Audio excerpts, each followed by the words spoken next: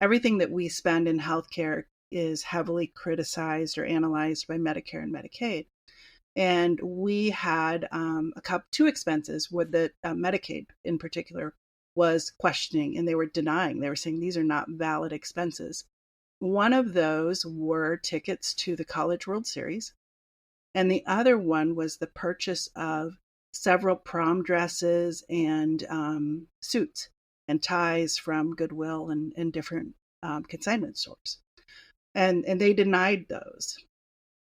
But the truth of those expenses in our world were creating these really dynamic, life-giving experiences for our clients. We took our residents, our clients, to the College World Series in Omaha, Nebraska every year, and that was just such a life-giving experience for them. Many of them had never been. It was a dynamic event, and it was very accommodating to their needs, and so it was a wonderful experience for them. And so we sent pictures of all of our people. We sent like over 100 pictures of all of our people attending the College World Series. And then the other purchase that we made was for our clients to be able to have a prom experience. And we did that every year. We had a formal prom with a formal dinner. We invited local students to come and be part of the dance. And that's something that we did on an annual basis. And they were denying those expenses as unnecessary in regards to health care. But health care is the whole being. And so we sent, like I said, 100 pictures, extensive documentation, and statements from our clients, our guests, and their families, validating what we spent the money on. And from that year forward, those expenses were never denied again. So that'd be a good example of navigating the system to make it fit what we wanted to deliver. Well, one thing that's really interesting to me about that example is you not only had this creative idea about going and creating that experience and connecting that with your objective, your organization's purpose, but you also were able to explain it. You were able to frame it in a way that a very unconventional mind was somehow able to connect, right? And it's like, that's like a different skill almost, or a special subset of the skill. So in all honesty, I'm going to call it a sell. And that's kind of how my staff were trained as well at the time. What are we selling? And we're celebrating a celebration of life. And we have to sell that not only to our clients that are coming in thinking this is their last stages, there's no more hope, there's no more life. We need to sell that to them. We need to sell it to their families, and we need to sell it to this regulatory entity that truly tries to control everything that we do. And how do we sell it to where we can do it? Because if our client doesn't want to receive it because they think there's no hope, and that makes it hard to do. If the families think it's too dangerous to take their loved ones to the College World Series, then it makes it hard to do. So how do we sell what we believe in so that all of the pieces that need to receive it based on our mission are able to do so? And I would add to that, I think you naturally did a wonderful job of really emphasizing the emotional aspects of the story, like explaining to them how incredibly fulfilled these people felt at this experience. Like, you really need a different style almost of storytelling, I feel like, to sometimes introduce something that didn't previously fit in that set.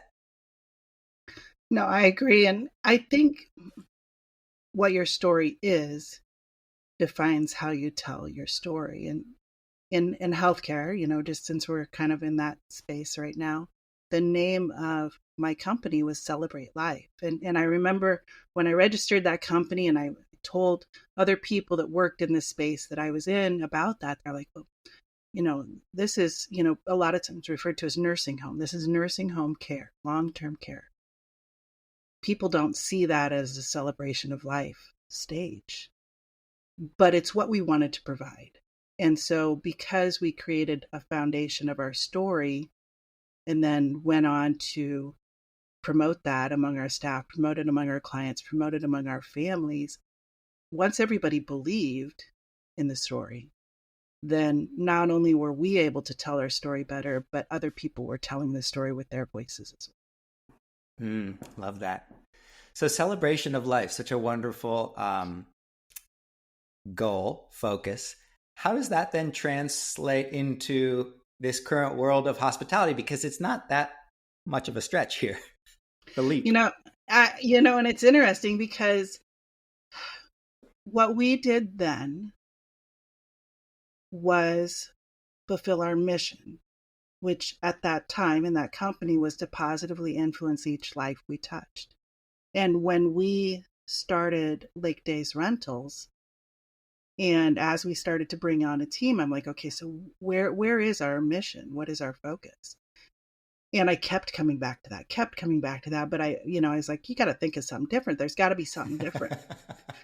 Than that, this is a different industry. But in the end, what is on our wall is our mission to positively influence every life we touch. Because that's the bottom line of what we do for guests, for owners, for the people we connect with in the community, for our team. That is the bottom line. And it supersedes anything technical I may have wanted to put in that mission to transition it over to vacation rentals. So, would you say it's your bottom line, Pamela's, personally? Yes, it is. That's a great question, because it can be a challenging one to fulfill. There's a whole lot of moments in my life where I don't really want to positively influence that person, especially in the way that they want to be positively influenced. But because it's there, and so my staff have said, hey, this is hard. And we've kind of had that, why is this our mission? And I always told them, I said, if you ever want to take what you so strongly believe and make sure it impacts the lives of others, start a company. Because when you start that company, then your mission can be the mission of the company. But until then, as long as you're on my team, my mission is the mission of the company. And that is not a mission that you can show up to work and have be your mission from 8 to 5 and not let it apply to the rest of your life. It's really one that has to be transparently fulfilled personally and professionally. So, right people in the right place. I'm Matt Landau, and this is Unlocked, Season 12, Unlimited Edition, the case for more creativity in our business. Today's episode features Pamela Quinn, who's the Chief Experience Officer at LakeDays.Rentals. And Pamela is an extraordinary leader. What I think makes her and this particular interview so unique is her ability to go way high up to paint a big picture for her team or her group or her community, to have this purpose that people want to jump on board with, that people want to row behind. But also, in addition to that big overarching creative vision, Pamela has this ground up ability to get stuff done. And it is this task heavy side of our business that will make or break a vacation rental operation. It just so happens that Pamela has both of these strengths. And she also has this wonderful attitude about her that she's always looking to grow. And I think there's a certain kind of artistic or flowy, zen-like nature about her entrepreneurship. You can just kind of tell that she feels very comfortable in her role, and she doesn't shy away from the hard stuff. Today's episode is brought to you by OwnerRez, which is a property management software that I've been following now since I basically was running my rentals back in Panama in the late 2000s. OwnerRez started for small operators, and you'll hear Pamela talk about the importance of property owners and managers who manage less than 50 or 100 properties. She makes the good case that they make up the majority of the industry. They are our future, and we need to listen to them more carefully. This is what OwnerRez does for a living.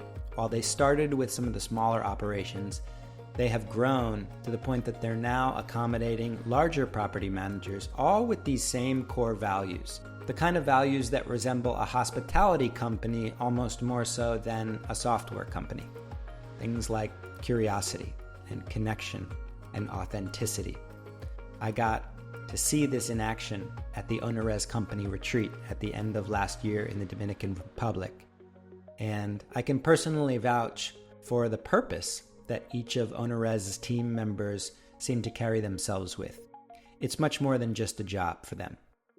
You can head over to their website at ownerrez.com and use the code VRMB30 for 30% off your first 3 months subscription. All right, let's get back to me and Pamela. If you have a mission that is worthy, a mission that adds value, then that's where you transition to the state of business, because adding value is where you become in a position to monetize. But you have to add value first. Love this. Okay, then this applies to any business, really, any entrepreneurial pursuit, I would argue, even. I would agree. And I think that often the failure of businesses to scale is that they decide to establish a mission when things start to break. They're like, oh, we missed that step. And what can we all align with? Because things are breaking, because we're scaling, and because we're, I'm sure they've added value, because otherwise they wouldn't monetize, and otherwise they wouldn't scale, and otherwise they wouldn't grow. And I'm sure they've done all of those things to validate business growth. But when things start to break is when they're like, oh, shoot, we forgot the foundation. And so then they start to build that foundation based on where they're at in their business versus where they intended, as there wasn't even a client, as they were just a thought of business. And there's a big variable in creating a mission at those two different stages of growth. So I'm thinking about your mission as the through line here, pre-vacation rentals to current day. But I have to think that mission eventually starts to feel burned out. It could eventually start to feel spread thin. I'm thinking of it like that excitement, that focus, that just driven, like I'm going to work to do this today, like purpose. Mm-hmm. I've had that feeling in my life, but it doesn't last. Right. How do you then breathe new life into it, or what new shape does it take in the form of the vacation rental business? That is a great question, because when you build a mission out that's more of the warm and fuzzy feel, then the warm and fuzzy, like you said, can lose that warmth, and it can lose the inspiration because it's hard. And so what we focus on are tasks that give staff a guideline to successfully fulfill the mission. And tasks are something that everybody that clocks in and out, fulfills a work obligation, has a job description. Tasks are something that everybody can understand. So then it's our role as the leadership of the company to make sure the tasks align with the mission.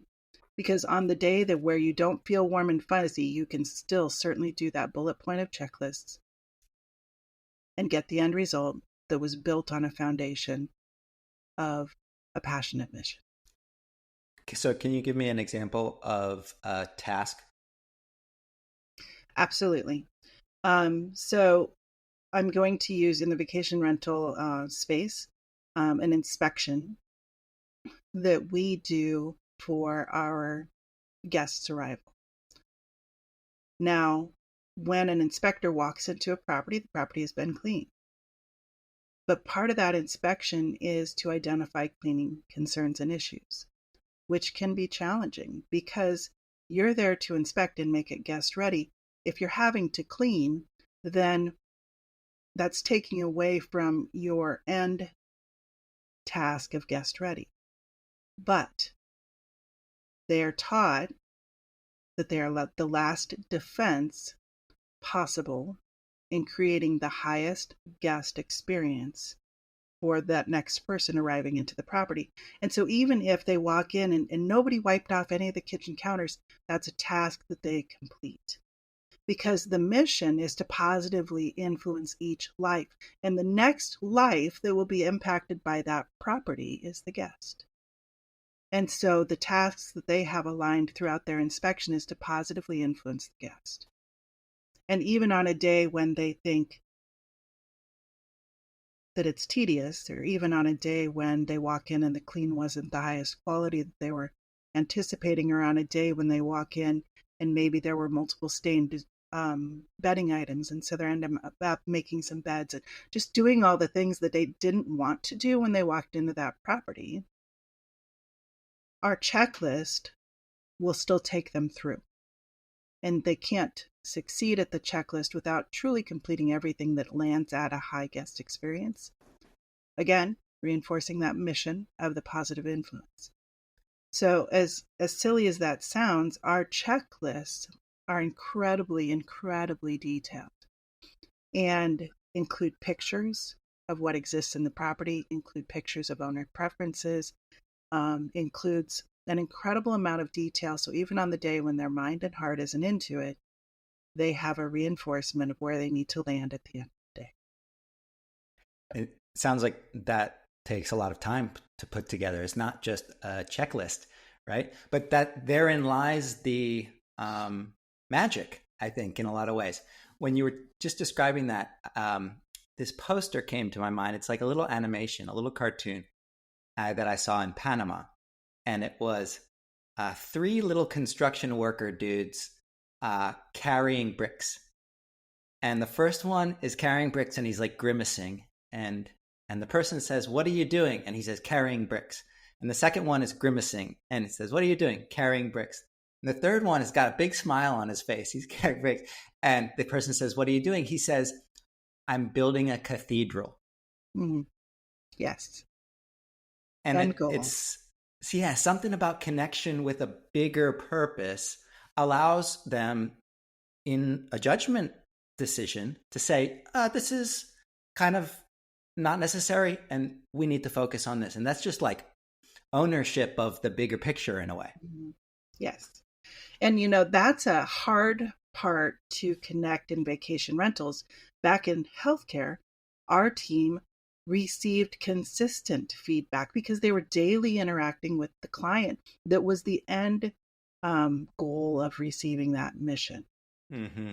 In vacation rentals, that's not the case. Those inspectors, those cleaners are not interacting many times with that guest that is receiving the end goal of the mission. And in our past year, that was something that I felt like we would do sporadically, as far as giving them feedback, sharing reviews, screenshotting communication from the guest about excitement, but it was sporadic. And so, just like I mentioned, systems and checklists and processes for inspection, then on our end as leaders, how do we develop systems and processes to connect the people that are fulfilling the mission with the guest? And it's not going to happen face to face. It's not going to be a phone call. It's not going to be a text message, but we need to be more diligent in sharing the guest positive feedback with those people that are creating the positive experience. And that's a goal that we have coming into 2024 on how are we going to do that on a consistent, not a sporadic, but a consistent basis. So they have that reinforcement that what they're doing matters.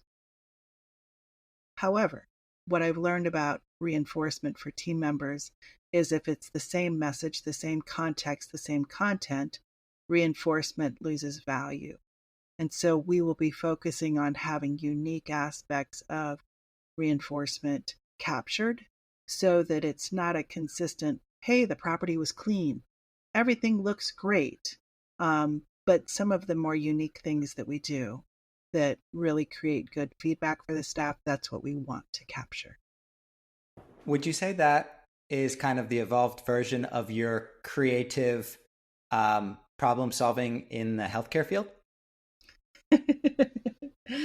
I think creative problem solving is essential always. And I think that it creates or removes stagnant. Um, if you succeed and you have a level of success and you stay there because you succeeded and you don't dive back into that creative space, then it'll become stagnant. So I think that creative space actually is really essential for everything, always. We always have to be thinking about how we can change and how we can shift. And you might say, well, gosh, why do we have to? We got there. But if we stay at the same finish line, if we don't keep moving the finish line to a new destination, to a new goal, to a new point, then we will become stagnant and people will lose interest. People want growth. As challenging as growth is, people want growth. They want accomplishment. They want to achieve and continue to achieve. And so we, as the leaders in the vacation rental industry, have to keep saying, okay, where's the next finish line going to be? We got here, and where's the next finish line going to be? And that's where that creative mode comes in. I also see, and VRMA is a great example, when you're sitting in the room and the speaker, and very wisely so, says, hey, raise your hand if you have over 500 properties, and so many hands go up. And raise your hand if you have over 200 properties, and raise your hand if you, and so they kind of gauge the room, and then they gauge the room of how long you've been in it. Well, the people that make up the bulk of the people in those rooms that I've been sitting in lately are people that have been in it for less than 5 years and have less than 100 properties. Now, are they all going to succeed? I don't know. But if our industry isn't open to seeing our industry through new eyes, through their vision, through what they see, then we're missing something. Because their eyes see the experts, their eyes hear the many voices that there are that can introduce you to the vacation rental industry. And what are they hearing? What are they seeing? Are we listening to their voices as we look to where our industry is going? Because I think what they're hearing and seeing would tell us a lot about what we are portraying. I think that the people that have been in it very newly, less than 5 years, are voices worth listening to. And I think that when we get into words like industry, when we get into words like economic impact, or when we get into big words, we sometimes forget that it was individual personal stories that built where we're at today. And so what individual personal stories are going to build where we're going from here? And sometimes I think we focus on, okay, so how are we going to adapt to what exists versus how are we going to persevere and hold tight to what brought us here? And adapt that to become essential in what the industry is shaping out to be. I love that so much, because so much of it is just letting go of certain old stuff too, right? Like as an individual, that's probably the hardest part of growing, is just letting go of some things that were familiar to you that served as your, eventually your crutch. I know I've had a lot of those moments, especially, when you do a startup, and I know startup a lot of times is referred to in tech space, but when it comes to the startup stage, there's so many things that you have to let go of that you did because you didn't know any better. But it's so hard to admit that, boy, that was a big mistake. That was really wrong. And especially if you've gotten to the point where you're hiring people and you have team members and you've trained them and you've taught them and this is the way. And then you have to pull back and say, oh, by the way, that was a total miss on my end. And you have to own it, because otherwise you can't transition that off to somebody else's responsibility. You have to own it because you're the one doing the startup. What does the word visionary mean to you? And do you think you are one?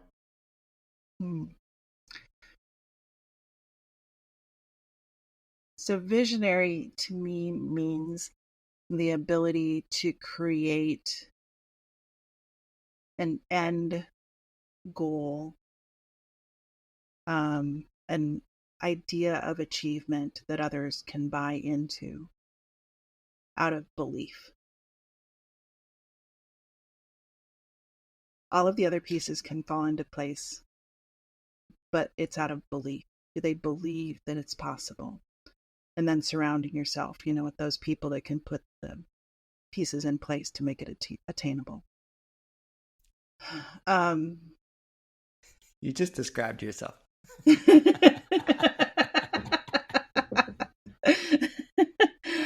It's funny because I used to say, I wouldn't want to claim that, because what if I was wrong? But I think you have to claim where you fit best.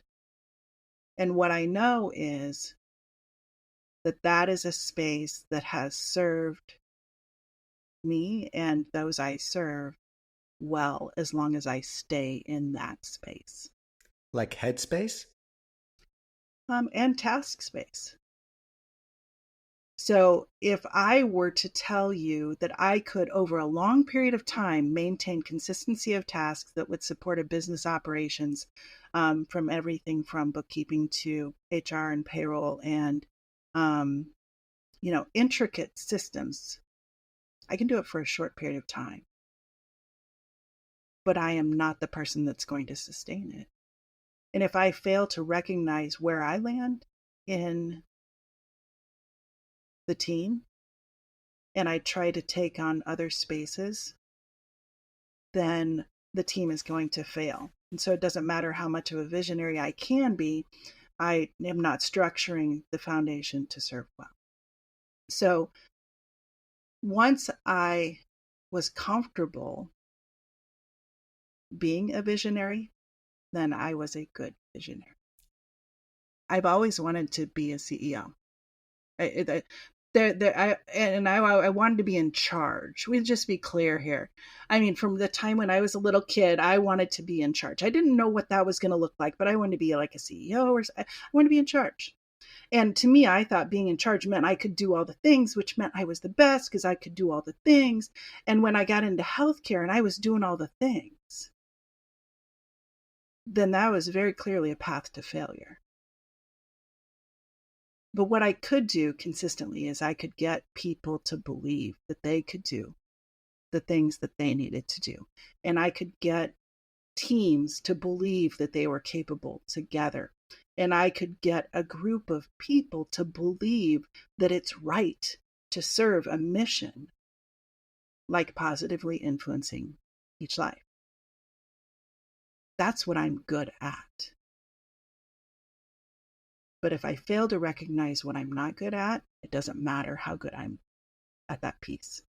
And so it was really early in the healthcare, after I acquired my own healthcare facility.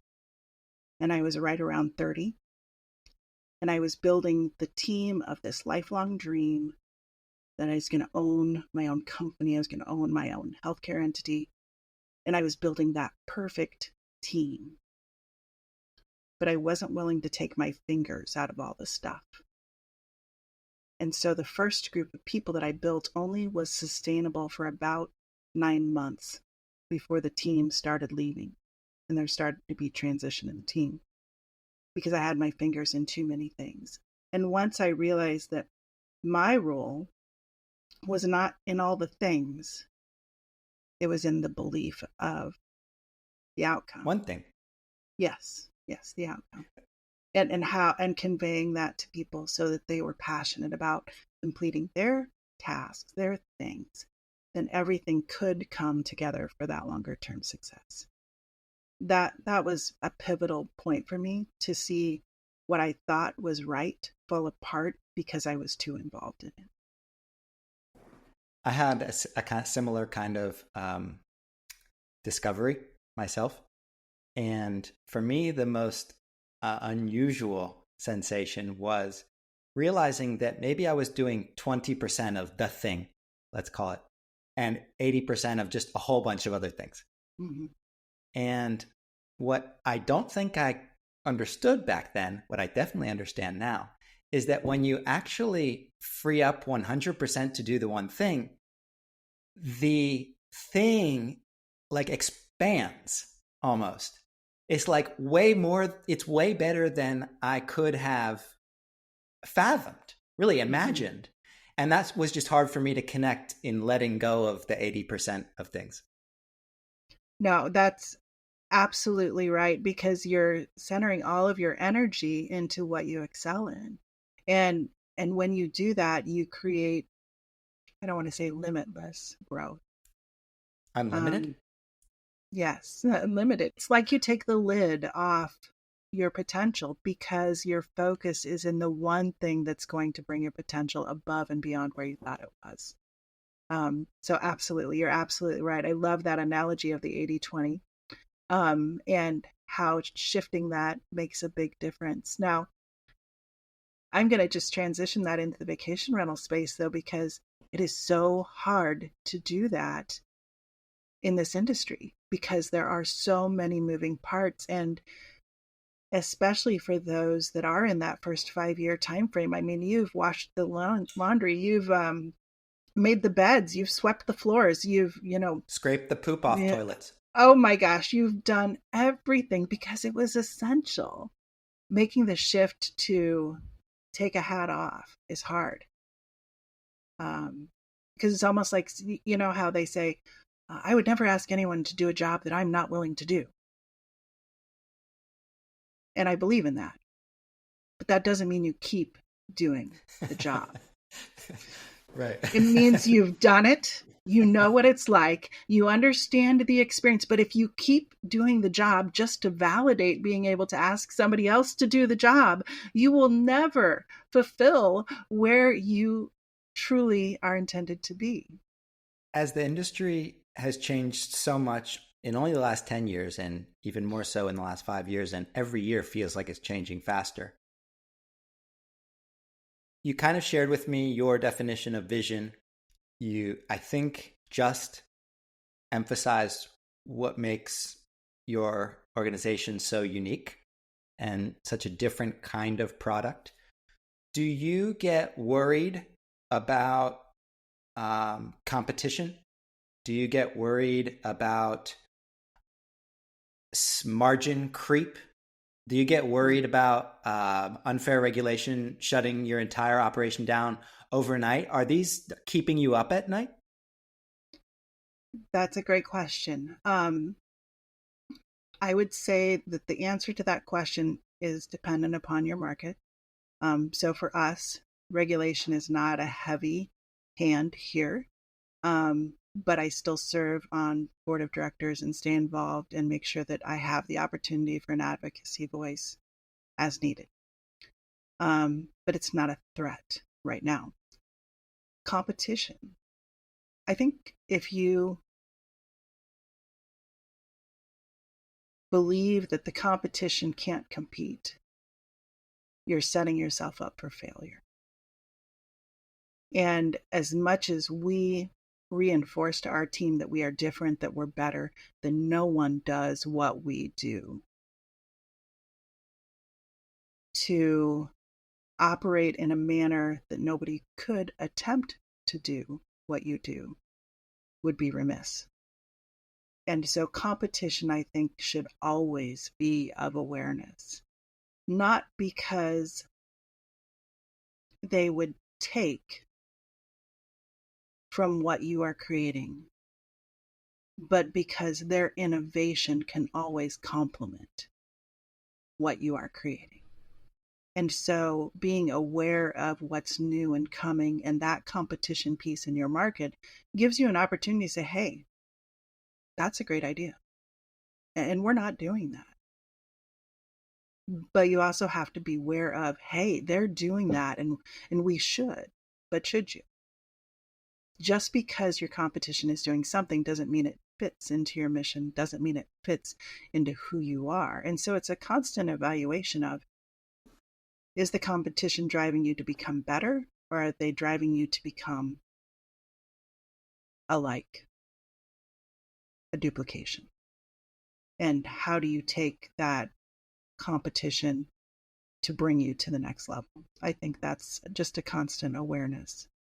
Again, I threatened by competition, no one will ever do what you do in the same way that you do it. But awareness of competition, I think, is very important.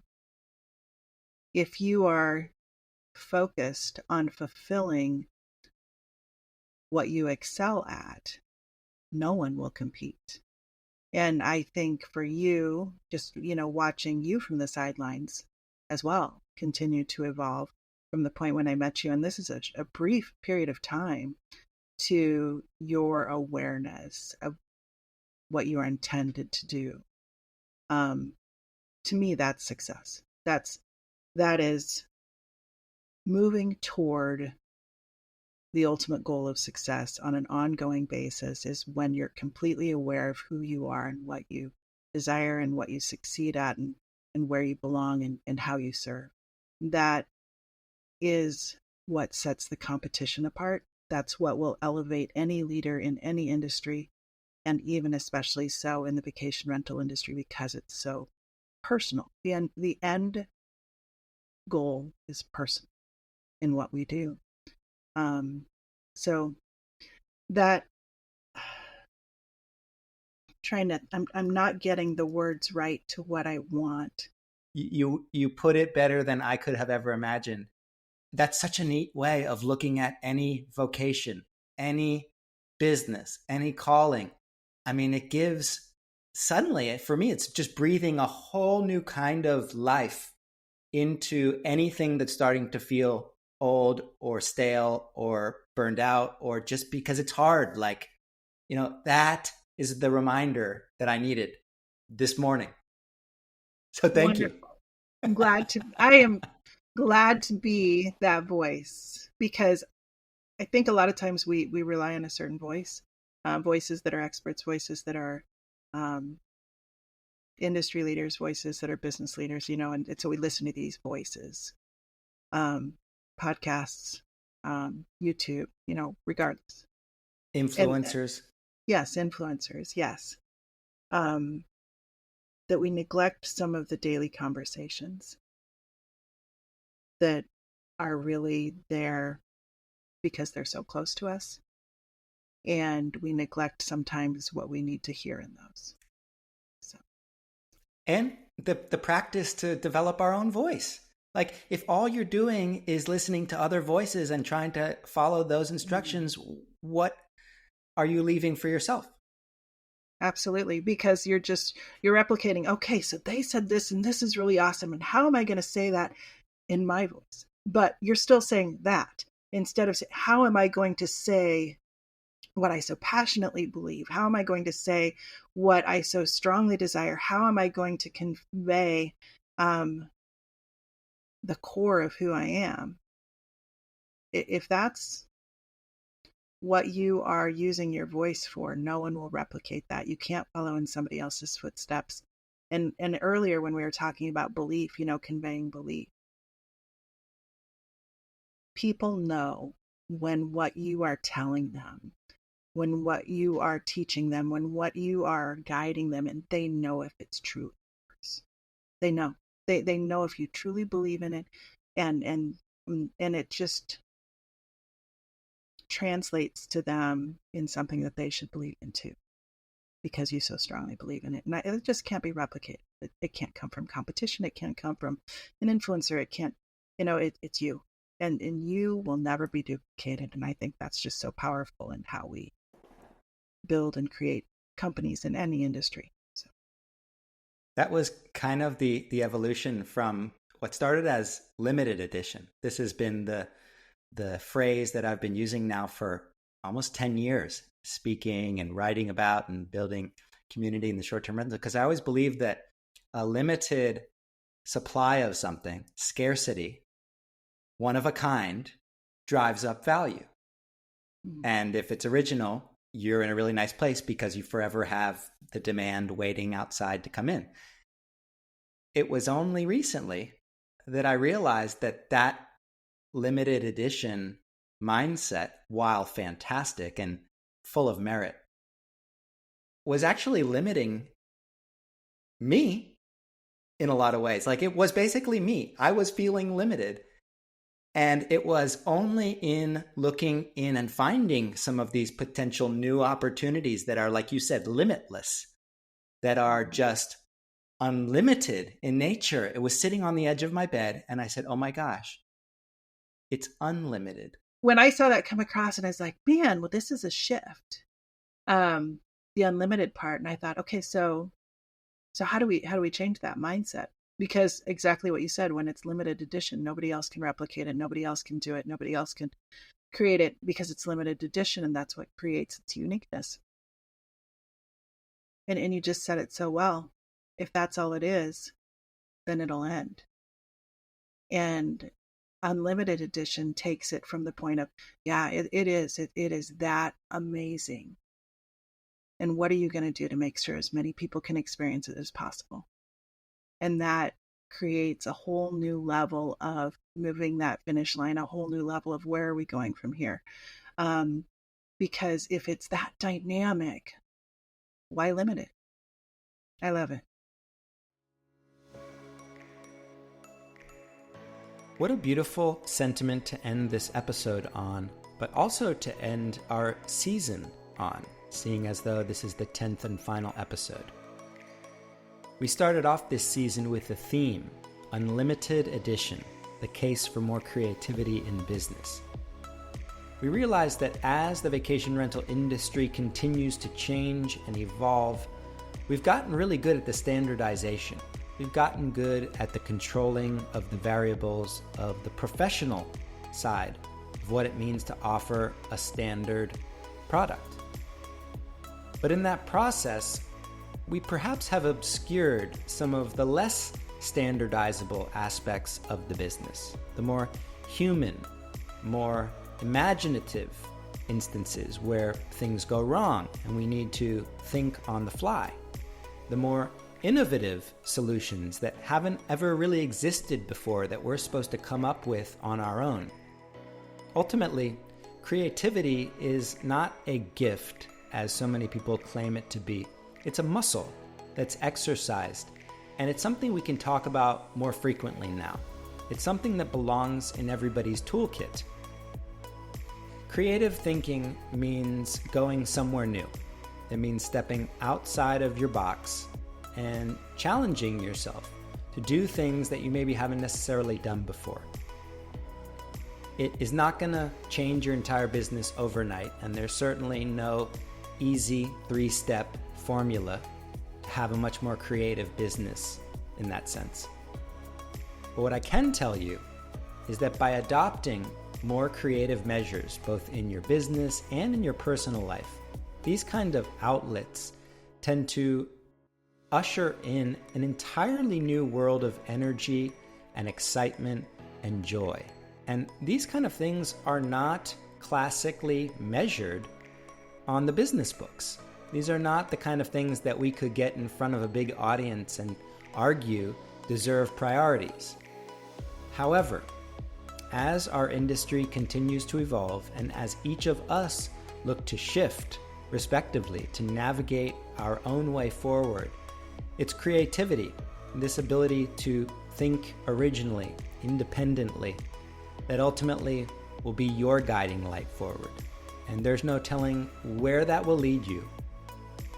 But I think we've learned from Pamela that it will be somewhere pretty cool.